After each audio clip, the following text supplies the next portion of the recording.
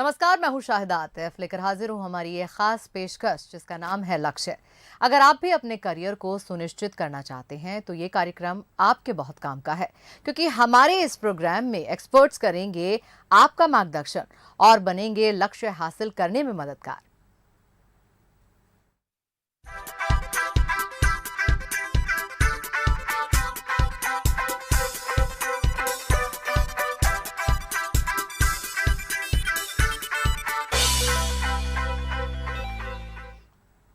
तो हमारे इस खास कार्यक्रम लक्ष्य में हम उन लोगों से आपको रूबरू करवाते हैं जो शिक्षा के लिए बेहतर काम कर रहे हैं, छात्रों के मन में करियर को लेकर उठने वाले सवालों का जवाब देते हैं और कैसे शिक्षा का स्तर बढ़े इसके लिए कोशिश कर रहे हैं।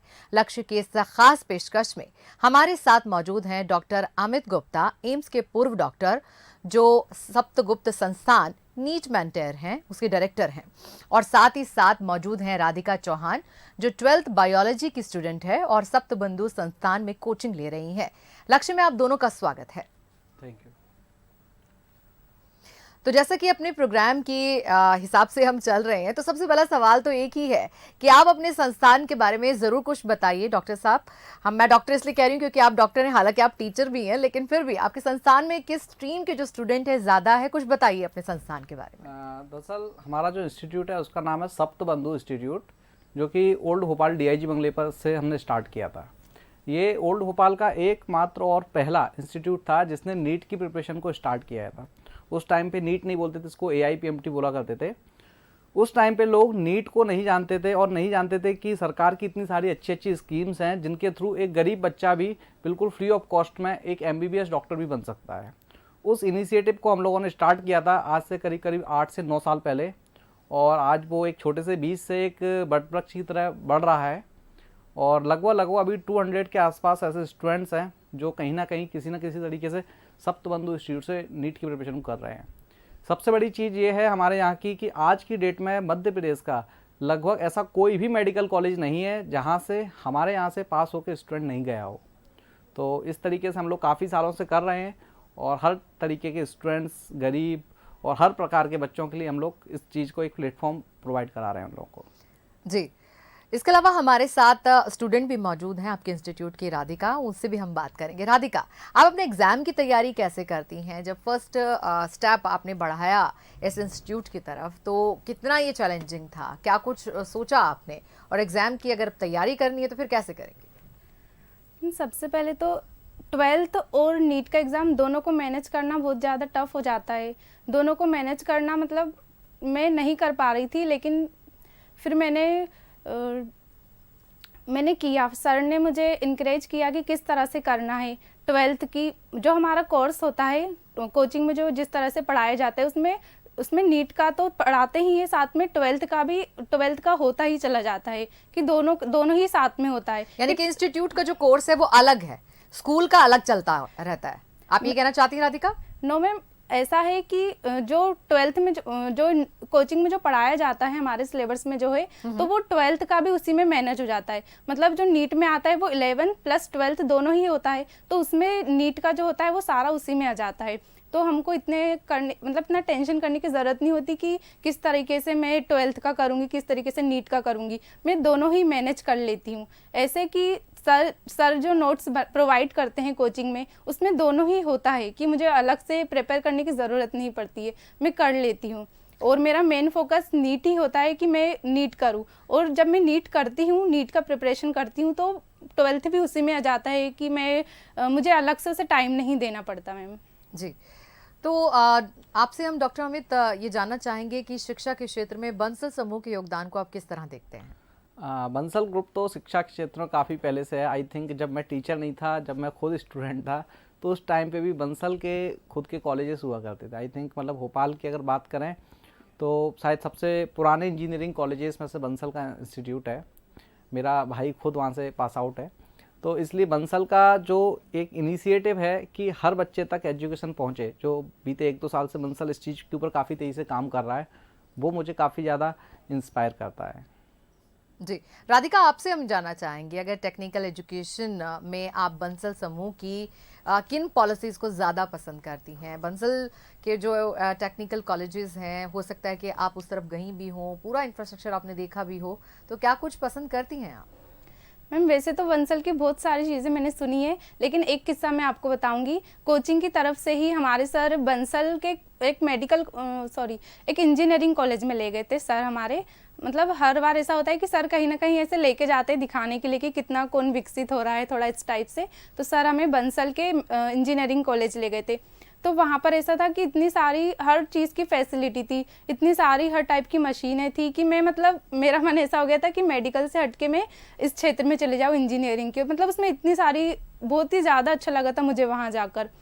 तो ये हुआ था वहाँ पर कि मुझे ऐसा लगा था मुझे वहाँ जाना चाहिए, लेकिन फिर लक्ष्य तो मेरा नीट मतलब ही था। इतना तो मैं अच्छा उसी लगा में कि गई। डॉक्टर बनना भूल गए आप, इंजीनियर बनना हाँ चाहती मैम, थी। मुझे ऐसा लगा कि मतलब मुझे वहाँ की मतलब सारी फैसिलिटी देखकर ऐसा लगा कि वो बहुत ज़्यादा अच्छा है, ऐसा लग रहा था। लेकिन फिर मैं अपने कोचिंग वापस आई तो नहीं मुझे तो तो अपने यही लक्ष्य पे करना है। वापस लौट आई राधिका हाँ, फटाक से। मैं भटक गई थी मतलब एक टाइप से। नहीं, भटकता तो कोई भी नहीं है, मेडिकल भी अच्छी लाइन है, इंजीनियरिंग भी अच्छी लाइन है, लेकिन हाँ आपका फोकस ये है क्योंकि बायोलॉजी की आप स्टूडेंट हैं। जी। खैर, डॉक्टर अमित आपके पास आ जाते हैं। तो बंसल समूह के द्वारा टेक्निकल एजुकेशन हर वर्ग के क्षेत्रों में उपलब्ध हो सके, इसके लिए आप क्या सोचते हैं कि किस तरह के कदम उठाए जा सकते हैं? दरअसल आजकल जो मोस्टली जो इंस्टीट्यूट्स हैं वहाँ देखने में ऐसा आता है कि एजुकेशन ना रह के एक बिजनेस का जरिया बन गई है। बट कुछ ही ऐसे इंस्टीट्यूट्स हैं जो इस तरफ काम कर रहे हैं और इस तरीके से कोशिश कर रहे हैं कि ना सिर्फ बच्चा डिग्री लेने आए बल्कि पढ़ के जाए, चीज़ सीख के जाए, और जब उसको जॉब के लिए वो कोई कॉलेज पे या किसी पे डिपेंड ना रहे, वो अपनी काबिलियत पे डिपेंड रहे। इस तरीके का जो काम बंसल इंस्टीट्यूट कर रहा है काफ़ी सालों से, वो चीज़ काफ़ी सराहनीय है। और मैं यही सुझाव देना चाहता हूँ कि हमेशा इसी तरीके से हर इंस्टीट्यूट को सोचना चाहिए। मतलब पैसा सेकेंडरी होना चाहिए, एजुकेशन प्राइमरी होना चाहिए, क्योंकि हम लोगों ने बाकी सारे कामों को छोड़ के टीचिंग प्रोफेशन को चुना है। इसलिए बिल्कुल डॉक्टर अमित, हम ये भी देखते हैं ना कि जब 11th और 12th क्लास के जो बच्चे होते हैं, अक्सर वो खुद नहीं डिसाइड कर पाते कि उन्हें आगे चलकर करना क्या है, और बेशक उनकी काबिलियत जो है एक टीचर ही पहचान पाता है, और उस चीज़ को हम कहेंगे एज अ गाइड जो है टीचर एक बहुत बड़ी भूमिका निभाता है एक स्टूडेंट के ज़िंदगी में। तो डॉक्टर अमित आपसे जानना चाहेंगे कि आपके लिए कितना चैलेंजिंग होता है कि अगर आप किसी की काउंसलिंग करते हैं या किसी बच्चे को समझाते हैं, नहीं डॉक्टर बनना है तुम्हें, डॉक्टर भी बनना है तो इस पे ज़्यादा फोकस करो, इस तरह से आपको पूरी प्रिपरेशन करनी है, ये कितना चैलेंजिंग होता है आपके लिए? डेफिनेटली कई बार ये चैलेंजिंग होता भी है, क्योंकि कई स्टूडेंट्स जो होते हैं वो इतने ज़्यादा गुमराह किए जा चुके होते हैं कि उनको ऐसा लगता है कि कोई भी अच्छी पढ़ाई करने के लिए बहुत ज़्यादा पैसा चाहिए। और सच तो ये है कि हमारी जो सोसाइटी होती है, आसपास के लोग वही बोलते हैं, अरे नहीं ज़्यादा बड़े सपने मत देखो, गिर पड़ोगे नीचे। तो इस तरीके की बातें करके कई बार बच्चे सोचते तो हैं बट वो आगे नहीं बढ़ पाते। तो ऐसे बच्चों को काउंसिल करना, और उनको बहुत सारे मतलब तरीके हैं जिनके थ्रू, ज़रूरी नहीं कि डॉक्टर बनने के लिए करोड़ों रुपए ही चाहिए, तो बिना करोड़ों रुपए के भी डॉक्टर बनाया जा सकता है। इस चीज़ को जब उनको बहुत तरीक़ों से उनकी काउंसलिंग की जाती है तो उनको समझ में आता है। और सच ये भी होता है कि कई बच्चे बचपन से ही ये विज़न लेके चलते हैं कि उनको बड़े होकर डॉक्टर बनना है या एक अच्छा इंजीनियर बनना है। हमारे यहाँ नीट के साथ साथ JEE की भी प्रिपरेशन होती है, तो मतलब कई बच्चे IIT कॉलेज का भी विज़न लेके आते हैं, और उस तरीके से बस बच्चों को क्या होता है पता ही नहीं होता है। इसलिए इस पूरी चीज़ में सबसे ज़्यादा इंपॉर्टेंस रखती होती है उनकी कैरियर काउंसलिंग सही टाइम पे, और वो सबसे बेस्ट टाइम होता है 10th क्लास के एग्जाम के बाद, क्योंकि उसी टाइम पे बच्चे को चूज करना होता है कि उसको कौन सा सब्जेक्ट लेना है। डॉक्टर अमित आपके पास आएंगे और काउंसलिंग से जुड़ा हुआ सवाल भी हम आपसे पूछेंगे, लेकिन फिलहाल हम राधिका के पास आते हैं और आपसे हम पूछना चाहेंगे, राधिका जैसे पैंडेमिक भी गुजरा है, 2 साल हमारे वैसे बर्बाद हुए, तो अगर आपकी अपनी खुद की स्टडी में और अपनी हेल्थ के बीच में तालमेल बनाने को लेकर हम आपसे सवाल पूछे, तो किस तरह से आपने इस चीज़ को बनाए रखा? क्योंकि खुद की भी आपको एक कह सकते हैं कि सुरक्षा रखनी थी ताकि पढ़ाई का लॉस ना हो, क्योंकि वैसे ही लॉस हो रहा था कि इंस्टीट्यूट भी नहीं खुल रहे हैं, ऑनलाइन सब कुछ जा रहा है, तो कैसे मैनेज किया सब? मैम सबसे पहले तो मैं बाहर का खाना बिल्कुल ही अवॉइड करती थी कि मतलब कुछ भी कंडीशनों में बाहर का ना खा पाऊँ, और स्पाइसी, मतलब मैं बाहर का और खाना और स्पाइसी मतलब बिल्कुल ही अवॉइड करना। और उसके बाद सेकेंडरी होता है मेडिटेशन, मतलब मैं मेडिटेशन को ज़्यादा मतलब प्रायोरिटी देती थी। मेरे हिसाब से मेडिटेशन ही सब कुछ है मेरे लिए, तो क्योंकि सर कोचिंग में भी मतलब मेडिटेशन के बारे में सर बताते हैं, और हर संडे कोचिंग के ही तरफ से मेडिटेशन क्लास लगती है, तो मुझे अलग से टाइम नहीं देना पड़ता कि कोचिंग करना है फिर मेडिटेशन करना है। ऐसा ऐसा कुछ नहीं है। मुझे कोचिंग की तरफ से ही मेडिटेशन की क्लास लगती है, तो मैं उसमें मेडिटेशन करना सिखाया जाता है कि कौन सा मेडिटेशन करना चाहिए, क्या करना चाहिए, किस तरीके से करना चाहिए। तो आपका फेवरेट मेडिटेशन कौन सा है? मैम, आप मेरा कौन सा करती हैं? भ्रामरी प्राणायाम है, मुझे वो काफ़ी पसंद है और उससे मेरे माइंड को बहुत ज़्यादा मतलब रिलैक्स मिलता है। तो मुझे ऐसा लगता माइंड है- रिलैक्सिंग वाला मेडिटेशन है। वैसे जी। तो सारे मेडिटेशन माइंड रिलैक्सिंग के होते हैं, जी, आपका फेवरेट वाला ये है। ये, और इसमें मतलब फोकस भी मेरा बढ़ता है, मुझे ऐसा लगता है। अच्छा, फोकस, हाँ, ये भी बहुत जी। इंपॉर्टेंट चीज़ है। हाँ, डॉक्टर अमित आपके पास आते हैं और हम बात कर रहे थे काउंसलिंग के बारे में।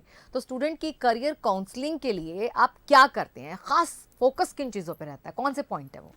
देखिए, काउंसलिंग सही टाइम पे हो, ये भी बहुत इंपॉर्टेंट होता है। काउंसलिंग के साथ तो हम लोग क्या करते हैं कि 10th क्लास के एग्ज़ाम्स के बाद एक स्कॉलरशिप टेस्ट का ऑर्गेनाइज करते हैं। तो उस स्कॉलरशिप टेस्ट के थ्रू ही हम अपने यहाँ पे एक तो बच्चों को एडमिशन भी करते हैं, एंड उसके विदाउट एडमिशन हम लोग जनरली नहीं लेते, क्योंकि बच्चों को हम लोग नीट एंड JEE के लिए सिलेक्ट करते हैं। एंड सेकंड थिंग ये है कि उसी के साथ में बच्चों की कैरियर काउंसलिंग क्लासेस रखते हैं, जिसमें बताते हैं कि 10th क्लास के बाद बच्चा किसी के प्रेशर में ना आए, अपने इंटरेस्ट के साथ सब्जेक्ट को चूज़ कर सके। उसको कॉमर्स लेना है, मैथ्स लेना है, बायो लेना है, आर्ट लेना है, मतलब वो अपने इंटरेस्ट के साथ जाए, ना कि किसी फैमिली प्रेशर में या फिर किसी और को से किसी से भी इन्फ्लुएंस ना होके उसका जो विज़न है बचपन से कि मुझे इस लाइन में जाना चाहिए, उस लाइन में वो जाए। इसके लिए हम लोग मेनली काउंसलिंग करते हैं। जी, लेकिन कई बार हम देखते हैं डॉक्टर अमित कि जो स्टूडेंट्स होते हैं बहुत घबराए हुए होते हैं, और अक्सर हम ये देखते हैं कि नीट की पढ़ाई के दौरान बहुत ज़्यादा प्रेशर होता है, और जब मार्क्स नहीं आते हैं या सिलेक्शन नहीं होता है तो भी एक मायूसी छा जाती है। उस दौरान भी काउंसलिंग की बहुत सख्त ज़रूरत होती है, क्योंकि राधिका बैठी हुई है तो हम ऐसी कोई बात नहीं कहना चाहेंगे, लेकिन बहुत सारे स्टूडेंट गलत कदम भी उठा लेते हैं अगर वो पास नहीं हो पाते हैं, या ये नहीं सोचते कि चलो दूसरी बार ट्राई करेंगे या तीसरी बार ट्राई करेंगे। क्या कहेंगे इसको लेकर आप? देखिए, डॉक्टर बनना और नीट को क्रैक करना एक अपने आप में एक बहुत चैलेंजिंग टास्क है। बिकॉज देखिए, पूरे एक एवरेज में आपको बता रहा हूँ, अप्रॉक्सीमेटली 2% स्टूडेंट्स ऐसे होते हैं जो नीट का एग्ज़ाम में सिलेक्ट होकर MBBS सीट को उठा पाते हैं। मतलब 98% जनरली ऐसे होते हैं जिनको MBBS नहीं मिलता।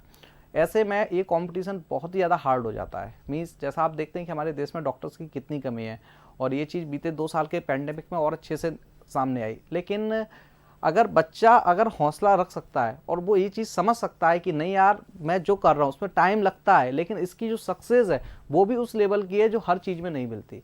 और आप एक MBBS कर लेते हैं तो आपको जॉब के लिए कभी भी आपको भटकना नहीं पड़ेगा। दूसरी बात, आप मीन्स जॉब, आप प्राइवेट बहुत सारे ऐसे काम हैं जो कर सकते हैं, और सबसे अच्छा एक सोशल वर्किंग आप इतनी अच्छी कर सकते हैं जो दूसरे प्रोफेशन में उतना ईजिली नहीं किया जा सकता, और इस काम में आपको बहुत अच्छा रिस्पॉन्स भी मिलता है। एंड सबसे बड़ा यही है कि बच्चों से तो मैं यही बोलना चाहूँगा कि जो आप बोल रही हैं वो एकदम सही है, लेकिन कभी भी ऐसा उल्टा सीधा कदम नहीं उठाना चाहिए। बेटा, भरोसा रखना चाहिए। मैं डेफिनेटली बता रहा हूँ, जो इंसान लगा रहता है नीट के लिए वो डेफिनेटली सिलेक्ट होकर जाता है, और जो टूट जाता है, होता ही है कि बहुत सारे लोग इस रेस में दौड़ रहे हैं और आधे लोग बीच में थक के रुक जाते हैं, तो जो दौड़ते रहते हैं उनको उसका बेनिफिट मिलता है। इसलिए आपको रुकना नहीं चाहिए, आप लोगों को अपनी प्रिपरेशन में लगे रहना चाहिए। बिल्कुल डॉक्टर अमित, आपने बिल्कुल सही कहा कि मन के हारे हार है और मन के जीते जीत, तो लगे ही रहना होगा, और करत करत अभ्यास जड़मती हो सुजान। तो राधिका, आपसे पूछना चाहेंगे, आपने भी तो अपना कोई लक्ष्य जो है निर्धारित किया होगा कि भाई आपको दांत जोड़ना है किसी का या हड्डी जोड़नी है, आप क्या बनना चाहती है? आपका क्या लक्ष्य है? सबसे पहले तो मैंने अपना लक्ष्य इस तरह से निर्धारित किया था कि मैंने 10th का एग्ज़ाम दिया था। उसके बाद मेरे सेंटर के बाहर ही मतलब इस कोचिंग का मतलब सारे स्टूडेंट इस कोचिंग के मतलब ब्रोशर बट रहे थे, और रजिस्ट्रेशन हो रहा था मतलब कोचिंग का। तो मैंने भी अपना नाम और नंबर दिया था, और फिर इसके बाद में इस कोचिंग में एक स्कॉलरशिप टेस्ट होता है तो वो देने आई थी, और टेस्ट देने के जस्ट बाद ही यहाँ पर एक कैरियर सेमिनार क्लास हुई थी। तो उस क्लास में सब कुछ बताया गया था कि कौन से कोर्स में क्या होता है क्या नहीं, तो सारी मुझे मतलब जानकारी दी गई थी। उसके वहीं से मैंने मतलब अपना कैरियर डिसाइड किया था कि मुझे क्या करना है। वहीं से मैंने सोचा था कि मुझे एक अच्छा MBBS डॉक्टर बनना है, और उसके बाद मुझे एक गायनेकोलॉजिस्ट बनना है। तो सर ने इस मामले में मुझे बहुत सपोर्ट किया। मुझे ही क्या मतलब सारे ही स्टूडेंट को सर हमेशा ही सपोर्ट करते हैं। तो सर ने मुझे सबसे पहले तो कैरियर काउंसलिंग की जो क्लास हुई थी कैरियर की, उसमें सब कुछ बताया गया था कि किस सब्जेक्ट में क्या होता है क्या नहीं होता है, तो वहीं से मैंने डिसाइड किया था। तो वो क्लास मेरे लिए बहुत ज़्यादा इम्पोर्टेंट थी, और आज भी मैं उस क्लास के मतलब वो क्लास मुझे याद है कि मैंने उसमें क्या डिसीज़न लिया था कि मुझे ये बनना है, और अभी भी मैं अपना 100% दे रही हूँ कि मैं नीट में सिलेक्ट हो जाऊँ इस साल अच्छी रैंक से। हमारी भी शुभकामनाएं आपके साथ हैं, आप नीट में सेलेक्ट हो जाएं और एक अच्छी गायनेकोलॉजिस्ट भी बने। हम सब यही आपके लिए विश करते हैं। फिर डॉक्टर अमित आपके पास आते हैं, आपसे जानना चाहेंगे कि सब पढ़ें सब बढ़ें कि बंसल समूह का जो उद्देश्य है हर विद्यार्थी तक पहुंचाने के लिए और क्या करना चाहिए, आप क्या समझते हैं? ये जो विज़न स्टार्ट किया है बीते 1-2 साल से, मैं इस चीज़ पे काफ़ी ज़्यादा न्यूज़पेपर्स वगैरह में भी देखता रहता हूँ कि बंसल ने जिस तरीके से इसको बोल सकते हैं राइट टू एजुकेशन की, हर बच्चे का शिक्षा का अधिकार है। गवर्नमेंट तो ये अभियान चलाती ही थी, लेकिन गवर्नमेंट के साथ में इस तरीके का जब प्राइवेट इंस्टीट्यूशंस इस तरीके में आगे आएंगे तो डेफिनेटली हमारी कंट्री में जिस प्रकार से एजुकेशन का भी स्टेटस है वो थोड़ा सा इंक्रीज़ हो जाएगा और थोड़ा सा लोगों को उसका बेनिफिट मिलेगा। कई बच्चे ऐसे रियलिटी में हैं, ऐसे बच्चे जिनको जो रियलिटी में मतलब इकोनॉमिक कंडीशंस और फाइनेंशियल कंडीशंस की वजह से नहीं प्रिपेयर कर पाते, अच्छी पढ़ाइयाँ नहीं कर पाते। उस चीज़ में बंसल ग्रुप जिस तरीके से लोगों की हेल्प कर रहा है वो चीज़ अपने आप में एक अमेजिंग है और ऐसा मैं कहूँगा करते रहें। और इसमें अगर हमारी भी कोई अगर हेल्प अगर हो सके तो मुझे बहुत अच्छा लगेगा इस चीज़ में अपनी हेल्प करने में। अगला सवाल डॉक्टर अमित आप ही से ही करूंगी दोबारा मैं। और अब जब बच्चों की हम बात कर रहे हैं, बच्चों के अलावा आपका भी अगर पूरा बैकग्राउंड देखा जाए तो एम्स में आप डॉक्टर रह चुके हैं, तो एक मेडिकल लाइन से एजुकेशन लाइन में आपने किया है ये, आपने कैसे ये चेंज करने के लिए सोचा, आप क्यों आपने यहाँ पे स्वाइप किया? दरअसल डॉक्टर बनना तो स्टार्टिंग से ही मेरा बचपन से ही सपना था कि मुझे एक अच्छा डॉक्टर बनना है। बट मैं खुद अपनी नीट की डॉक्टर बनने के लिए नीट की प्रिपरेशन करने के लिए कोटा गया। तो कोटा में जब मैं गया तो मैंने वहाँ से अपनी प्रिपरेशन की, तो वहाँ से ही मेरे मन में एक ख्याल आया कि कितने सारे बच्चे हैं जो कोटा नहीं जा सकते, दिल्ली नहीं जा सकते और इस प्रकार की एजुकेशन को अफोर्ड नहीं कर सकते। तो उसी टाइम से मेरे माइंड में विज़न आया कि मुझे कुछ ऐसा भी करना है साथ में जिससे कि मैं एक ऐसा प्लेटफॉर्म स्टार्ट कर सकूँ जिसमें लो कॉस्ट एजुकेशन हम प्रोवाइड कर सकें, बच्चों को नीट और आईआईटी जैसे एग्ज़ाम्स की प्रिपरेशन काफ़ी कम कॉस्ट में करा सकें और वो क्वालिटी जो कोटा में मिलती है वो क्वालिटी हम यहाँ पे ला सकें। क्योंकि एक तो क्या होता है बच्चों के साथ में किसी के साथ फाइनेंशियल कंडीशंस सही नहीं होती हैं, या फिर कोई जैसे कई लोग ऐसे होते जो अपनी फीमेल चाइल्ड है तो उसको भेजना नहीं चाहते हैं, या फिर किसी के साथ कोई हेल्थ इशूज़ है, इस वजह से कई बच्चे कोटा और दिल्ली हर बच्चा चला जाए, ये पॉसिबल नहीं हो पाता है। तो क्यों ना वो चीज़ हमारे भोपाल में हो या कम से कम एमपी में इस तरीके के इंस्टीट्यूशन स्टार्ट हो कि एमपी का बच्चा भोपाल में आके अपने आप को काफ़ी सेफ फील करे क्योंकि उसके घर के पास में ही पड़ेगा। तो उस चीज़ की हमने एक स्टार्टिंग की थी। और आपको ये बात भी मैं बताऊं कि इस साल से हम अपनी एक नई ब्रांच एमपी नगर में स्टार्ट कर रहे हैं, जो कि अभी लगभग हो ही चुकी है स्टार्ट। इस साल से वहाँ पे क्लासेस स्टार्ट हो जाएंगी। तो अब इस काम को और बढ़ाएंगे साथ में। और इसमें यही है कि जितने भी ऐसे बच्चे हैं जो नीडी हैं, जिनको रियलिटी में ऐसी ज़रूरत है कि यार वो नीट में सेलेक्ट होना चाहते हैं बट कोटा नहीं जा पा रहे हैं, वो उन लोगों की हेल्प करने के लिए हम हर कंडीशन में तैयार हैं। जी, लेकिन ऐसे बच्चे जिनका चहुमुखी विकास आप चाहते हैं तो उसके लिए क्या कर सकते हैं कि बच्चे मतलब चहुमुखी विकास कर पाएं? इसके लिए आप क्या समझते हैं कि किन बातों का होना बहुत जरूरी है? जी देखिए, ये तो हर टीचर के अंदर अपनी अपनी एक आर्ट होती है कि किस तरीके से टीचिंग करनी है। रीज़न क्या होता है कि बच्चे को जब हम पढ़ा रहे हैं तो बच्चे को पढ़ाना तो मेनली एकेडमिक ही होता है कि जो अपन ने उसको सिलेबस के हिसाब से, ताकि वो उस एग्जाम को क्रैक कर सके। बट अगर टीचर के अंदर वो आर्ट है कि बच्चे को कैसे डेवलप करना है, तो वो धीमे धीमे बच्चे को बहुत सारी एक्स्ट्रा एक्टिविटीज़ में इस तरीके से इन्वॉल्व करता है कि बच्चा अपनी मतलब पढ़ाई को भी साथ में ले सके और एक्स्ट्रा एक्टिविटीज़ में भी एक्टिव हो सके। जैसे कि हम लोग हर संडे को बच्चों के लिए मेडिटेशन क्लास लगाते हैं। उसके अलावा उसमें बहुत सारी हमारी जो करंट अफेयर्स होते हैं उनके ऊपर डिस्कशन होते हैं, बहुत सारी नई नई चीज़ें उनको बताई जाती हैं। क्लास में भी कई बार इस तरीके की एक्टिविटीज़ करते हैं ताकि बच्चों को स्टेज पे बोलने की थोड़ी सी प्रैक्टिस हो, ताकि बच्चों को एक एक करके बुलाया जाता है ताकि वो इस प्रैक्टिस को कर सकें और आगे चल के जब डॉक्टर बने, एक अच्छे IITian बने, तो कभी भी उनके अंदर किसी भी टाइप की झिझक ना रहे। तो डॉक्टर अमित, जिस तरह से आप बता रहे हैं वो चीज़ हमने देखी भी कि आपके इंस्टीट्यूट से फर्स्ट रैंक भी लेकर आया स्टूडेंट, और ये आपके लिए बहुत बड़ी अचीवमेंट है, क्या कहेंगे इसको? यस, रियली ये सच में एक बहुत बड़ी अचीवमेंट थी। नीट 2020 में जो भोपाल में फर्स्ट रैंक आई है, जीवन लोधी नाम का स्टूडेंट है, वो हमारे इंस्टीट्यूट से आई है। ये लड़का जो है बहुत ही मतलब प्रतिभावान स्टूडेंट्स में से एक है और बैरसिया है भोपाल के पास में, वहाँ से एक रूरल एरिया से ये बिलोंग करता है। हमारे यहाँ 11th में 10th क्लास के एग्ज़ाम्स को देने के बाद 11th में किसी तरीके से हमारे यहाँ आया और कैरियर काउंसलिंग की क्लास को उसने ज्वाइन किया। देन आफ्टर उसने 11th-12th में हमारे यहाँ प्रिपरेशन की और प्रिपरेशन के साथ में ही उसने ना सिर्फ नीट में सिलेक्शन ही लिया बल्कि पूरे भोपाल में फर्स्ट रैंक लेके आया। नीट में 658 मार्क्स लाके भोपाल में रिकॉर्ड है कि इससे ज़्यादा मार्क्स नीट 2020 में किसी भी स्टूडेंट के नहीं आए।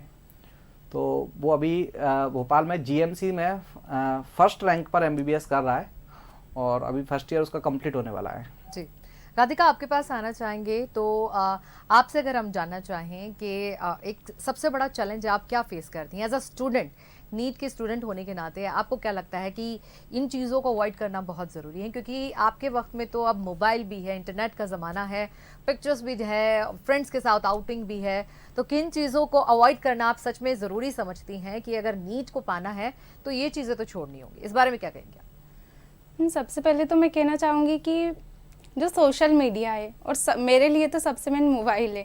मोबाइल को पहले मतलब किसी भी अपन मोबाइल, जैसे कि अपन मोबाइल हाथ में भी लेते हैं ना, कुछ भी खोल के अपन कुछ भी देखने लग जाते हैं और उसमें कितना टाइम लग जाता है अपन को भी ये पता नहीं चलता है। तो मेरे ख्याल से तो सबसे मेन ये है कि मोबाइल को ही अवॉइड कर दो, कि मोबाइल कम से कम बिल्कुल। जैसे कि मेरी अभी लाइव क्लासेस चलती थी अभी कोविड-19 में, तो लाइव क्लास चलती थी, तो मैं लाइव क्लास देखने के बाद मतलब जब लाइव क्लास स्टार्ट होती थी तभी मेरे हाथ में फ़ोन आता था, उसके अदरवाइज़ मेरे हाथ में फ़ोन नहीं रहता था। तो सबसे मैंने कि अपन मोबाइल कम से कम यूज़ करें और उसके बाद सोशल मीडिया में जो भी बातें हो रही है से कुछ भी उनसे दूर रहें। जी, डॉक्टर अमित, तो आप क्या संदेश देना चाहेंगे? अंत में आपसे संदेश लेना चाहेंगे। राधिका आपके पास भी जरूर आएंगे, लेकिन पहले डॉक्टर अमित से हम पूछेंगे। जी, स्टूडेंट्स के लिए तो बस मैं यही कहना चाहूँगा कि आप जो भी अपना विज़न डिसाइड करते हैं, मतलब आपका दिल जो कहता है कि मुझे लाइफ में ये बनना चाहिए, आपको उसी पे फोकस करना चाहिए। लेकिन एक बात याद रखना चाहिए कि फोकस ऐसा करना चाहिए कि आपके ऐसा फोकस कोई और ना कर सके, क्योंकि अगर आपसे अच्छा कोई और फोकस करेगा तो डेफिनेटली फिर वही बनेगा। आप एक चीज़ करिए लेकिन उसको इतना अच्छे से करिए कि वो कोई और ना कर सके। और अगर आप नीट की प्रिपरेशन कर रहे हैं तो मैं आपसे यही बोलूँगा, आप जहाँ भी पढ़ते हैं, जैसे भी पढ़ते हैं, उस वहीं पे कंटिन्यू पढ़ें, बट अच्छे से पढ़ें। अलग अलग बुक्स, अलग टीचर्स, इन सब चीज़ों पे ना जाके अपने टीचर, जो भी आपके टीचर, उन पर ट्रस्ट करें। देखिए, ऐसा याद रखिए कि 5 अलग बुक्स को पढ़ने से नीट में सिलेक्शन नहीं होगा, लेकिन एक बुक को 5 बार पढ़ने से सिलेक्शन होगा। तो आप जहाँ हैं वैसे ही पढ़ें, बहुत अच्छे से पढ़ें। मैं आप लोगों को बोलूँगा कि अगर हमारी कोई हेल्प आप लोगों के लिए हो सकती है तो हम लोग ऑनलाइन प्लेटफॉर्म पे भी आप लोगों के लिए अवेलेबल है। नीट मेंटोर नाम से हमारा यूट्यूब चैनल भी है, मोबाइल एप्लीकेशन पे भी है, उसमें बहुत सारे फ्री कोर्सेज भी हैं जो आप लोग उनको फ्री ऑफ कॉस्ट एक्सेस कर सकते हैं।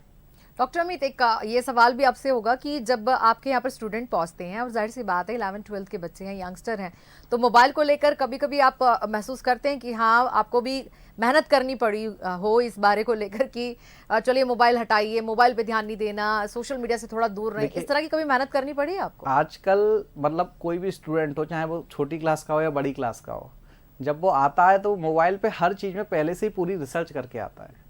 चाहे वो मान लीजिए मेरे पास आ रहा है तो मेरे बारे में पूरा जान के आएगा, कहीं और जा रहा है तो पूरा रिसर्च करके आता है, लेकिन वहाँ तक आता है तब तो ठीक है। लेकिन जब आप किसी ऐसी चीज़ में एंटर कर जाते हैं, आप मान लीजिए नीट की प्रिपरेशन कर रहे हैं, जेईई की प्रिपरेशन कर रहे हैं, यूपीएससी की प्रिपरेशन कर रहे हैं, तो आपको उसके बाद वो सारी चीज़ें छोड़ देनी चाहिए कि अब हमारे बैकग्राउंड में क्या चल रहा है वो सब छोड़ दीजिए। आपने जिसको अपना मेंटोर चुना है, आप उसी के ऊपर पूरा ट्रस्ट करके काम करेंगे, तब आपका सिलेक्शन होगा। तो इसलिए मैं तो यही बोलना चाहूँगा स्टूडेंट से कि बिल्कुल मोबाइल वगैरह पे बिल्कुल फोकस नहीं करना है अगर आप किसी नेशनल लेवल एंट्रेंस एग्जाम की प्रिपरेशन कर रहे हैं।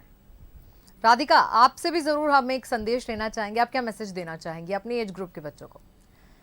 मैम, मैं संदेश देना चाहूँगी कि सबसे पहले तो पेपर एनालिसिस, सबसे मेन पेपर एनालिसिस ही है, क्योंकि जब अपना जब टेस्ट हो जाता है कोचिंग में, जैसे भी मेरे भी हर वीक टेस्ट पेपर होते हैं, तो वैसे ही अपना टेस्ट होता है, तो अपन को जैसे टेस्ट हुआ अपन को एनालिसिस करना टेस्ट का कि कौन सा क्वेश्चन कहाँ से आया है, किस चैप्टर से कितने क्वेश्चन आए हैं और अपन ने क्या मिस्टेक्स करी है। सबसे ज़्यादा मेरे से तो बहुत ज़्यादा सिली मिस्टेक्स हो जाती हैं कि मैंने ये नंबर नहीं देखा या मतलब बहुत सारी सिली मिस्टेक्स ही मेनली सारे स्टूडेंट से मेरे ख्याल से होती है। तो अपन को सिली मिस्टेक्स नहीं करना है, और जो अपन ने सिली मिस्टेक्स टेस्ट में करी अपन ने, वो अपन को अवॉइड करना है कि अपन नेक्स्ट बार ऐसा ना करें। और उसके बाद टाइम मैनेजमेंट, टेस्ट में टाइम मैनेजमेंट की किस तरह से अपन किस सब्जेक्ट को कितना टाइम दे रहे हैं, और उसके बाद उसके बाद अपन क्वेश्चन प्रैक्टिस कितने टाइम करते हैं, जैसे कि मेरा कोचिंग 6 घंटे का है। 6 घंटे के बाद घर पे भी 8 से 9 घंटे लगभग निकालना पड़ता है स्टडी के लिए। जी। तो मैं 2 घंटे बायो, केमिस्ट्री और फिजिक्स ऐसे 2-2 घंटे करके करती हूँ, और बाकी का जो टाइम 2 से 3 घंटे बचे उसमें क्वेश्चन यानी कि प्रैक्टिस टाइम रहती मैनेजमेंट है। भी बहुत जरूरी है, और जो मिस्टेक्स आपसे हो गई हैं तो उनसे सीखना भी है। जी मैम। जी राधिका, आपका भी बहुत बहुत शुक्रिया। डॉक्टर अमित, आपका भी बहुत शुक्रिया, आप हमारे स्टूडियो में आए और अपना वक्त भी दिया। तो इसी के साथ हमारी खास पेशकश में फिलहाल इतना ही। कल फिर होंगे हाजिर एक नए लक्ष्य के साथ। दीजिए इजाजत, नमस्कार।